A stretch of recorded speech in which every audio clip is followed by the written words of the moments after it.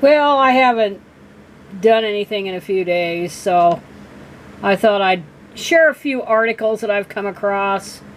And there's been a lot of analysis since the Kansas voters rejected the value them both amendment to the Kansas Constitution. Of course, it's not valuing women. If you're going to sit there and give personhood to an embryo or fetus or zygote, you necessarily have to denigrate what women are. They're just a thing to fucking have kids. That's basically all they are. But anyway, Kansans, at least the majority of them, saw through that crap and they voted it down. So, this article notes, and I'll put all this stuff in the description, all these various articles. But rural Kansans were some of the most supportive of the no's. And like I said, anywhere else in the United States, except maybe Utah and possibly Idaho. Idaho has a high percentage of Mormons, about 26%. And where anti-abortion shit might fly there. And I'm not even sure about Idaho, because there's a strong libertarian streak there too, and to the point of white power crap.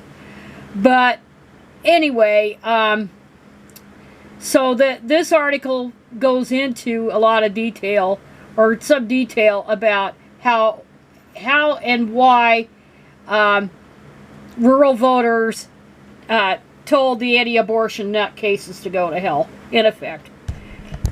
Anyway, so there's that article. And then I want to point to the real important article here by Jane Mayer. And she's written about dark money and all this stuff. And she writes for the New Yorker. But she notes that one of the big reasons that there's all this extremist legislation about abortion and other things is because of gerrymandering. Where gerrymandering, not just federal, but also in the states. So they get all these damn weirdos and crackpots and stuff that come up with these idiotic laws and proposals that would confer second-class status on women. And so she goes into that. She says state Republicans pass extremist laws that would never make it through Congress. One of the reasons they wanted Roe v. Wade to be overturned, but of course, one of the big aims of the anti-abortion nut jobs is to have a federal ban on abortion.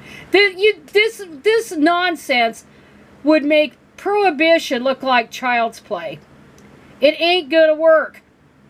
It's not, the 50s are not coming back. The economy can't survive without women being a major part of the labor force. It's not going to make it easier for men. Men aren't cutting it. Quite honestly, they're not cutting it. And that's their own fault. And, their total lack of assuming responsibility for themselves. They want women to bail them out of everything. They want everything greased, easy for them. And that's what women are up against, is a whole society, an entire society that denigrates what they do in order to force them in to sexual relationships with men, primarily through marriage. But anyway, getting back to Jane Mayer, she explains just how the reason why state legislatures as of late are so screwed up. It's because of gerrymandering. That's the reason. And so then there's old Christopher Buckley, who's the son of William F. And I talked about the Buckleys in one video, but he and William F. and his wife Pat only had the one kid, and that's Chris Buckley. And he's a novelist. But he reviewed, and I'll put this in the description too, he reviewed a book that was written by Dana Milbank of the Washington Post, a book called The Deconstructionist. Again, attempting to explain how things got so screwed up politically in the United States.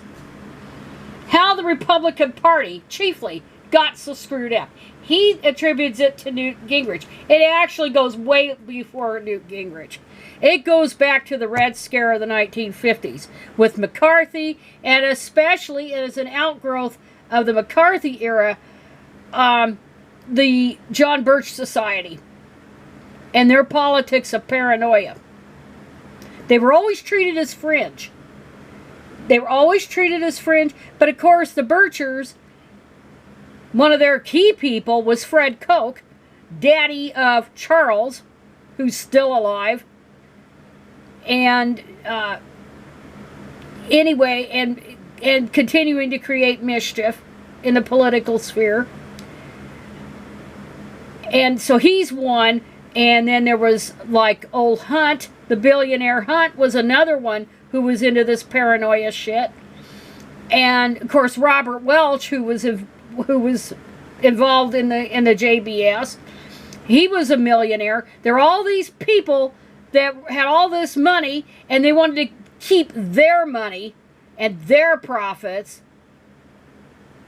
as much of that as possible. You know, not have it redistributed downward. They wanted more wealth upward.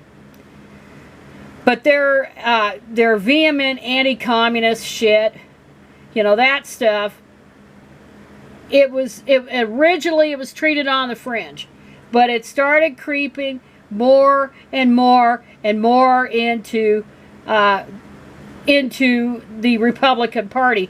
And of course Nixon played on that, even back in the 50s. You know, he started out smearing Helen Gahaga Douglas. That's how he got into the Senate.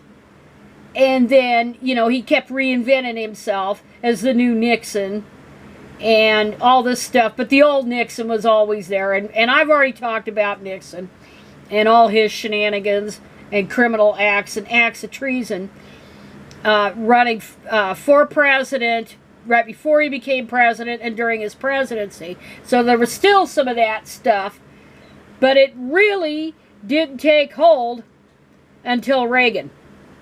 And those so-called evangelicals, misnamed, charismatics, Pentecostal types. Because not all evangelicals are of that stripe at all. If you count Methodists, Presbyterians, Baptists, Lutherans, I mean, these are all evangelical groups. But not all of those are wingy-dingies or dominionists. Most of them are not. But they started getting a little bit of power, and they couldn't play the race card, as we know, because of the Bob Jones thing in the late 70s. So then they cleverly, and I think it was old Paul Weyrich or whatever the hell his goddamn name is, and some others, they thought they'd play the abortion card in order to gain a foothold. Because they didn't give a damn. These nutters, these religious nuts, on Protestant nuts, didn't give a damn about abortion before then. They were Johnnies come lately. Because the Catholic Church was the only one that was consistent. And even then, if you go back 150 years, they weren't big against abortion. Hell no. So, anyway, so they got these evangelical, these nutters, and then you had the types like old Jerry Falwell start the moral majority and stuff, and they started getting a foothold. So that shit was already there. The groundwork was already there for the Republicans' disintegration. It was there before Newt Gingrich. But Newt Gingrich, who isn't stupid, and it's been said that he might have some psychological issues going back, way back. But he knew to exploit it. He knew how to exploit it. But the Republicans have been cracking up long before Newt Gingrich was on the scene. That's what I'm saying. That goes back to the 50s. But they didn't take hold until Reagan. They didn't start taking hold. But even Reagan didn't go far enough in their eyes. But he laid the groundwork, all that libertarian shit with giving the rich more handouts and screwing over the poor and the middle class and helping to export jobs overseas and all that crap. I mean, it was already there. But but I can remember, getting back to Newt, I can remember what my mom said when the Republicans took control of the House back in 1994. And that contract for America, it was on America, as has been dubbed. But she says, we've really done it. The voters have really done it now. They've really screwed it up. In effect, that's what she said. She didn't know whether it would ever be right. It would ever be fixed. And here we're still. And it's accelerated. It's accelerated. The disintegration has accelerated as more and more of these nut jobs have, and I mean now, even the Birchers probably from the 50s look like quote-unquote liberals compared to these outright fascist types. These deranged types that are infesting Congress and infesting the legislatures. So this book might be worth the Destructionists, not the Deconstructionists. The Destructionists is what it's called. So this might be a good book to read. I don't know. I don't know. I got so many books to read right now. I'll probably never get caught up, and I've got to get rid of a bunch of books. And another line, as Buckley writes here, another line kept coming to me. Ronald Reagan's farewell letter to the American people, which ends, this was his Alzheimer's thing. I now begin the journey that will lead me into the sunset of my life. I know that for America there will always be a bright dawn ahead. And then, coincidentally, this letter was dated November 5th, 1994. 3 days later, Republicans won control of the House and the Senate, led by a pale rider named Newt Gingrich. And hell followed with him. Yeah, they did. It all went to hell. And so it may be worth reading. Milbank traces the descent of the party once led by Reagan. Well, Reagan laid the groundwork. George H.W. Bush, Bob Dole, and John McCain, as it became the party of Gingrich and Mitch McConnell, and ultimately the cult of Donald Trump. For those once fond of the GOP, it's like switching the channel from Father Knows Best to The Sopranos. Okay, so it might be a book that's worth reading. Anyway, so there's that. And then there's unintended consequences about the abortion bans. They're so busy trying to stigmatize women, these nutters, that they don't realize this is going to fuck over people in all kinds of ways. So there's this article here, and I won't go into it because I'm kind of running off at the mouth. But this woman here stated she needed to get sterilized. She decided to get sterilized so she could go back on the only medication that has relieved her disabling pain from rheumatoid arthritis for the last 8 years. See? All kinds of unintended consequences. And they're never going to stop abortion. They're never going to stop it.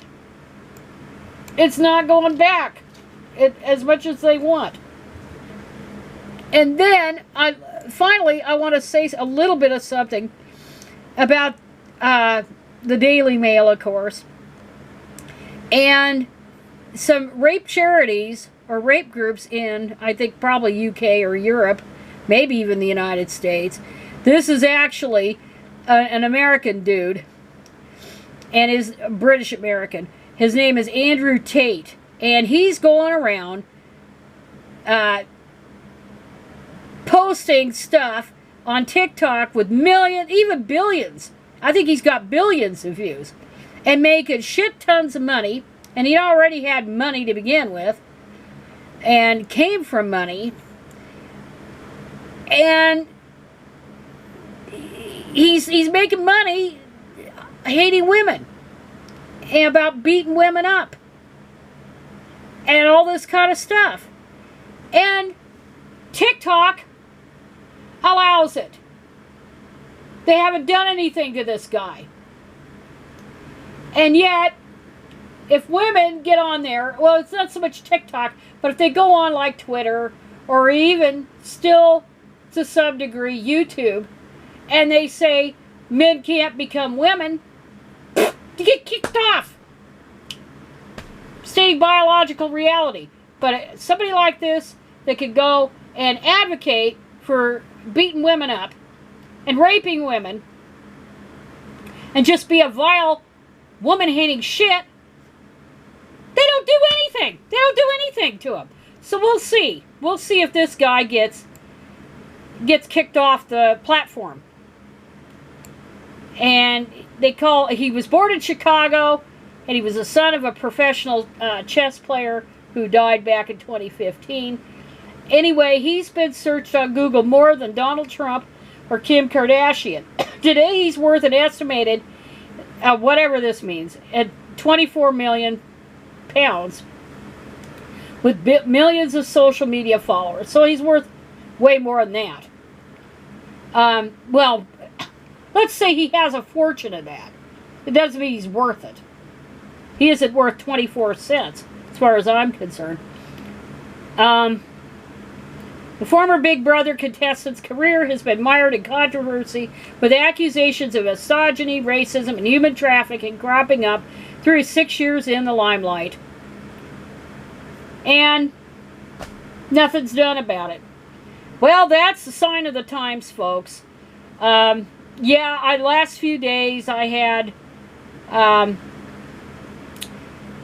side effects from the second COVID booster shot. So I'm pretty much over that now, and it's about 2 more weeks before I have to go back to work, which I'm dreading, because I don't know how many years I'm going to be able to do that. And I may just try to find another job to get enough substantial earnings and boost my Social Security up, as long as I get my monthly benefit with Oregon Purse, and I should be eligible for that now.